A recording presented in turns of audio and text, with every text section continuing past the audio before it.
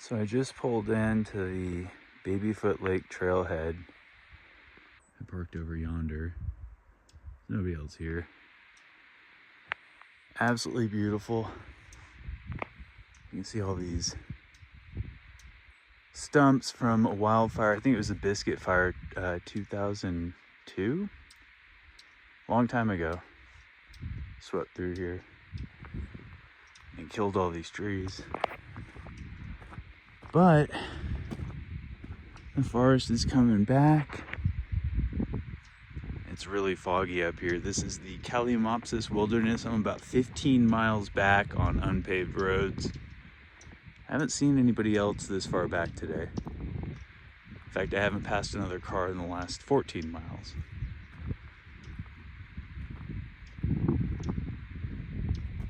I'm gonna walk down to Babyfoot Lake. My buddy Randy told me that this place is one of his most favorite places in all of Southern Oregon. I think the geology behind it, I'm gonna have to look this up later, is that it's a caldera from a volcanic eruption. Kind of like Crater Lake, but really small. Well, this is cool. Look at this burn scar. Wow.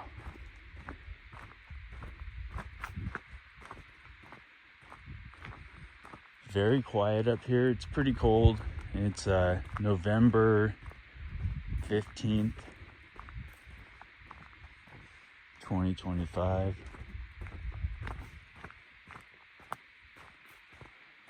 Alright, I'm gonna continue down this trail for a little bit. I'll pick back up when, ooh, chipmunk. When something cool besides a chipmunk makes itself appear. Okay, so I dropped down. That's the trail I was on over there. Dropped down a little bit. I saw some sulfur tuft over there. And looks like we've got Stropharia or something. Or like a grossaby. Maybe. Looks like a grossaby. Oh, here's more. Oh no, it's Stropharia ambigua. See the veil remnants there, yeah. Cool. Nice large Stropharia ambigua here. At least that's the name I'm gonna go with right now. I'm a little rusty on mushrooms. I've been really into geology lately. That's kind of why I'm up here. Wow. Now, speaking of mushrooms, when this burn happened, depending on what was here, it looks like there are some, it's mostly pine and Doug fir. It looks like there's maybe some true fir right there, actually. I don't know. Yeah, it looks like fir right there. So probably when this fire happened, there would have been an epic morel pick up here. All right, we'll pick back up later. Okay, just a little bit further up the trail, there's these cut logs and the sign. Babyfoot Lake. Babyfoot Lake Rim. Okay. So the rim is that way. Lake's that way. We'll should we do the rim first?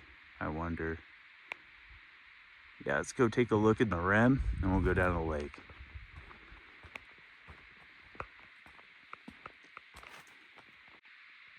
Okay, we're gonna pick back up. I'm still on the rim trail. The pinnacles are up there. It's become kind of a mule pack trail. It's a little steep this way. Not bad. Okay, so I just came around the corner here. I'm up high. And you can see the lake down here. It's beautiful. We're gonna make our way down there next, but this is definitely worth it if you have time to do the rim trail. A lot of nice quartz veins, a lot of country rock, a lot of serpentine type rocks, biotite. I think it's biotite. Epidote, that kind of stuff. And a lot of this like mercury rich Mayfic rock, I don't know the name of it. Okay, so I'm back here at the fork in the trail. Now I'm gonna go down to the actual lake.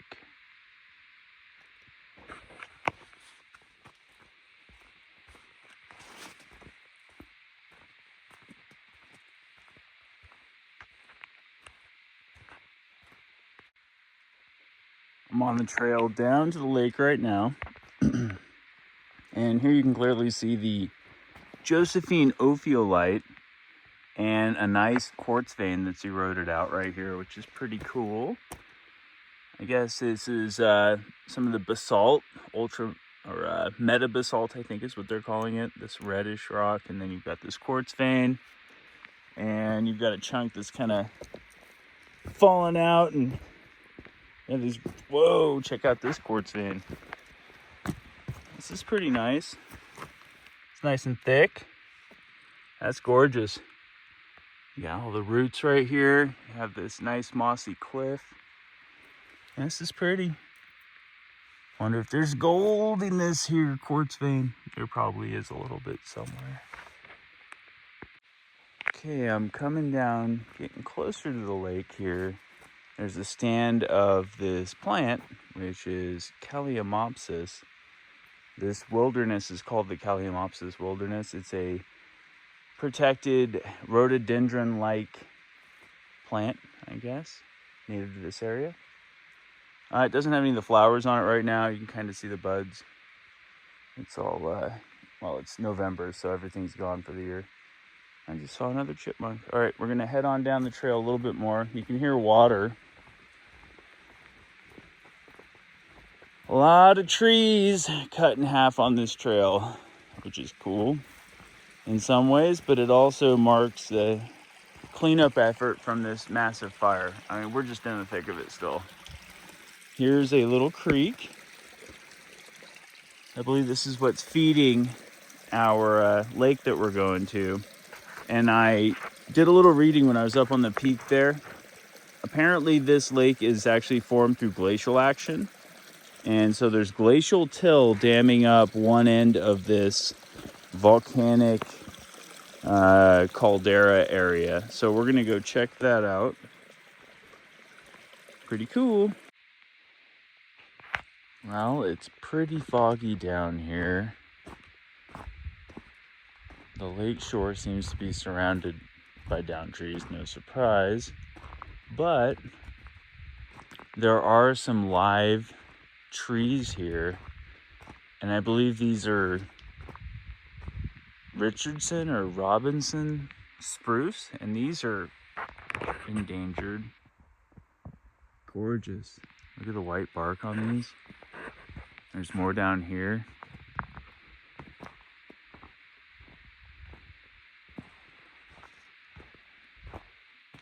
So this is a glacial lake.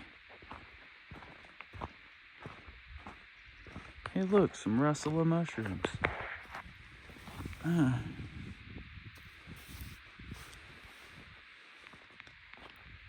Got a camping site over here.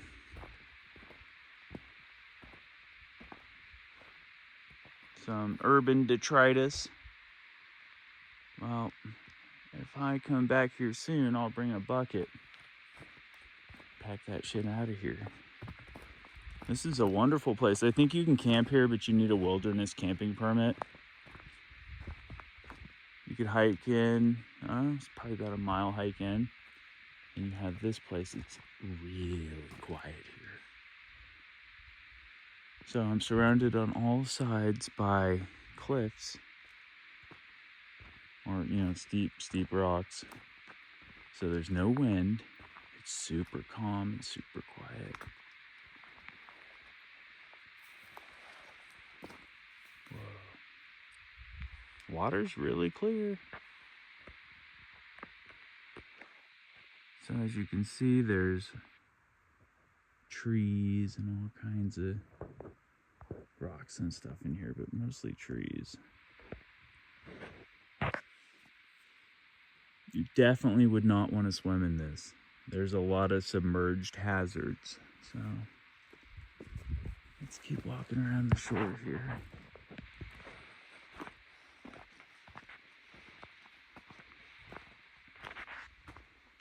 I guess I should have brought some water. I'm getting a little bit thirsty here, but I'll be back at the truck in a little bit, and it's only about 55 degrees out.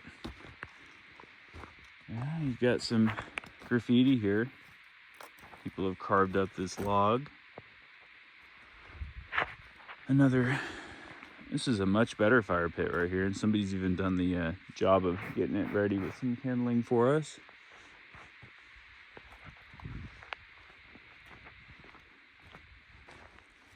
Yeah, this would be a great place to come in and go backpacking.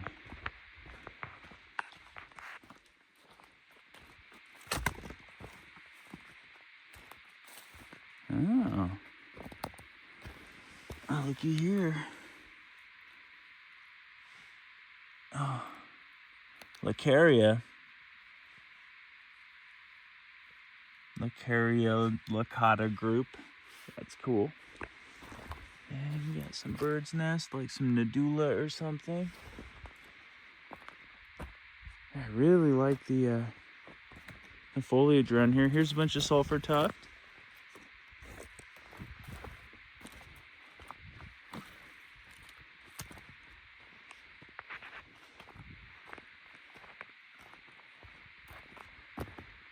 Let's see. Looks like the trail ends here, but it possibly goes on after that. Yeah, just a lot of down trees. The lake's got a little finger right here. I guess you can walk across this tree, which is not terribly slippery. Yeah, we'll just go across this. Feels like it's gonna hold. It's a few feet in circumference there. Yeah, but where are you going? Aha. Oh, this is cool.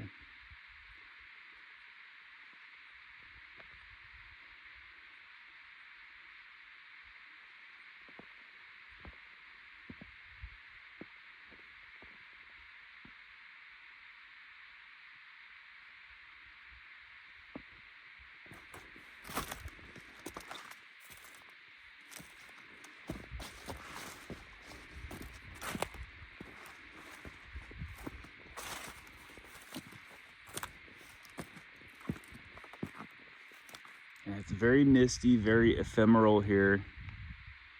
Anybody who likes that kind of feel would love it.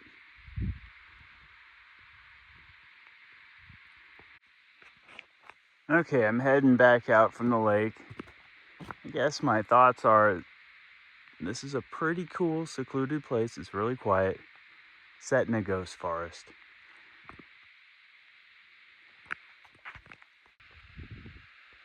Here's a shot of the parking area. There is a vault toilet. I did not look inside.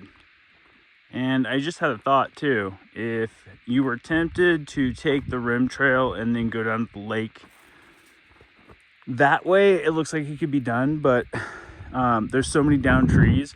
I would say stick to the marked trails. Don't try to cut across large swaths of this terrain. You might find yourself in an area with a cliff or trees that are impassable. I think I could probably get through anywhere here, but it would take a lot longer. So you don't want to find yourself, taking 2 hours to get across an area that should take you 20 minutes. Okay, so that's my little tip. Stay on the trail here. I mean, there's a lot of trail. There's a lot of places you can go off the trail for a little bit, collect some rocks, that kind of stuff. But I would say it's worth it. Come check out the beautiful Glacial Cirque Lake in the Ghost Forest, known as Babyfoot Lake.